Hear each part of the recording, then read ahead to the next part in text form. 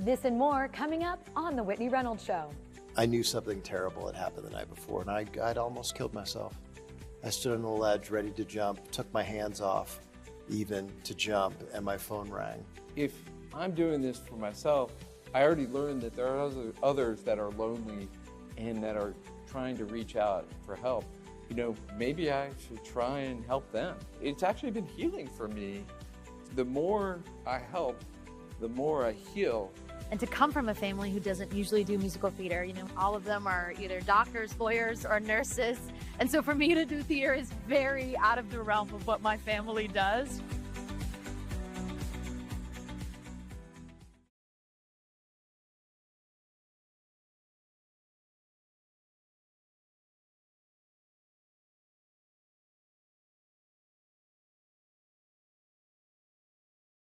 Sometimes silence is survival, but today we learn about the power of speaking up. Awakening the soul of our stories. Come for the stories, stay for the heart, where every journey. You might recognize a new look. We are ready to take things to the next level. You'll see, Whitney's here to share your dream. It's the Whitney Reynolds You are watching the Whitney Reynolds Show. Be careful. Real voices, real lives in every episode. This is the Whitney Reynolds Show. Meet Kevin Boehm, entrepreneur and restaurateur who appears to have it all. Success, acclaim, and influence. Yet today we take a deeper look into his story as he reflects on a childhood shaped by instability and how those early experiences and past traumas nearly brought him to his breaking point. But through vulnerability and courage, he shares his story and has found healing. Welcome to the show. Thank you. You have stepped into owning your story. Tried to. Yeah, and I love that you say try to, because that is one of those things of the viewer sometimes thinks when people come to our set, they've arrived, but I love that you're still saying I'm a work in progress. 100% a work in progress, but there came a point in my life where I hit rock bottom.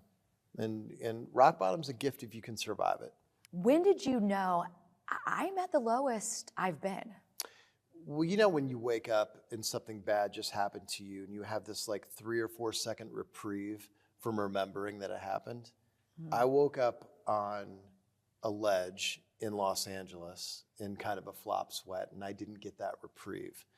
I knew something terrible had happened the night before, and I'd almost killed myself. I stood on the ledge ready to jump, took my hands off even to jump, and my phone rang and startled me, and I jumped down. And coming out of that hotel room that night, I just decided, okay, I've been ambitious about business my whole life. I'm going to be ambitious about myself for a while. People would have said you had it all. Yeah. Was that a facade? 100%. 100%. Professionally, Kevin Boehm is known as one of the most influential names in hospitality. But today, we're setting the titles aside. Behind the business success is a man who faced failure, uncertainty, and moments that forced him to take an honest look at himself.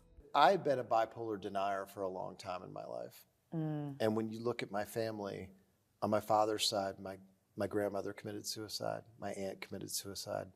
My mom was bipolar. My mom's mom was bipolar. But you are hitting on something that we don't always talk about, our mental health. Barely ever. Because especially growing up, and we probably grew up around the same time, nobody talked about it. Right. You didn't want to talk about it. And when we're talking about your family dynamics, this is something that also very much shaped your life and your future.